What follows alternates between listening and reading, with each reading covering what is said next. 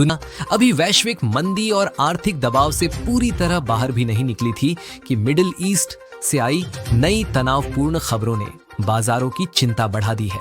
Iran और Israel के बीच बढ़ता टकराव अब दुनिया भर के शेयर बाजारों में असर दिखा रहा है और भारत भी इससे अछूता नहीं है। अगर यह स्थिति बड़े युद्ध में बदलती है तो भारत के लिए यह एक गंभीर आर्थिक झटका हो सकता है।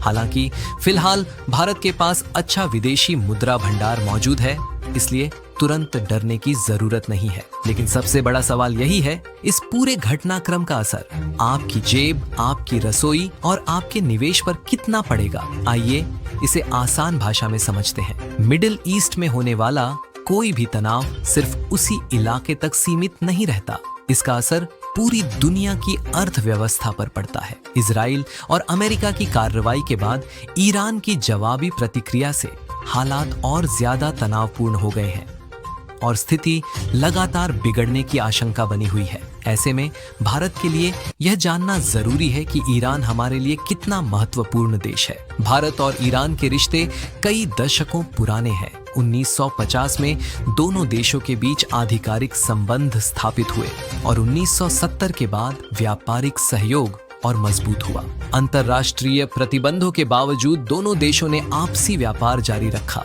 जिसमें रुपया, रियाल जैसी भुगतान व्यवस्था भी शामिल रही। ईरान भारत के लिए सिर्फ तेल का स्रोत नहीं है, बल्कि समुद्री रास्तों और मध्य एशिया तक पहुंच के लिहाज से भी बेहद अहम है।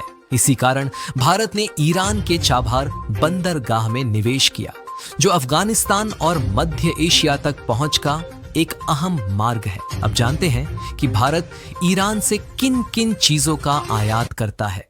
सबसे पहले बात करते हैं कच्चे तेल की। ईरान पहले भारत के लिए एक बड़ा तेल सप्लायर रहा है। हालांकि प्रतिबंधों के चलते इसमें कमी आई है, लेकिन अगर युद्ध की वजह से सप्लाई प्रभावित होती है तो अंतर्राष्ट्रीय बाजार में तेल की कीमतें तेजी से बढ़ सकती है और इसका सीधा असर भारत में पेट्रोल और डीजल की कीमतों पर देखने को मिलेगा। दूसरी चीज है पेट्रोकेमिकल और औद्योगिक केमिकल। भारत ईरान से कई तरह के केमिकल आयात करता है, जिनका उपयोग प्लास्टिक, दवाइयों और मैन्युफैक्चरिंग सेक्टर में होता है। अगर सप्लाई चेन में रुकावट आती है तो उत्पादन लागत बढ़ेगी और इसका असर सीधे आम लोगों तक पहुंचेगा। तीसरी चीज है सूखे मेवे और फल। ईरान से भारत में पिस्ता, खजूर, केसर जैसे ड्राई फ्रूट्स आते हैं। इसके अलावा सेब और कीवी जैसे फल भी आयात किए जाते हैं। अगर सप्लाई प्रभावित होती है तो इनकी कीमतों में तेजी देखी जा सकती है। चौथी चीज है कांच और अन्य औद्योगिक उत्पाद। ईरान से कुछ ग्लासवेयर और अन्य इंडस्ट्रियल सामान भी भारत आता है, जिसका असर सीमित हो सकता है, लेकिन कीमतें बढ़ने पर छोटे उद्योग जरूर प्रभावित होंगे। कुल मिलाकर अगर यह तनाव बड़े युद्ध में बदलता है तो इसका असर आम लोगों की रोजमर्रा की जिंदगी और निवेश दोनों पर पड़ेगा। इसलिए आने वाले समय में स्थिति और बाजार की चाल पर नजर रखना बेहद जरूरी है।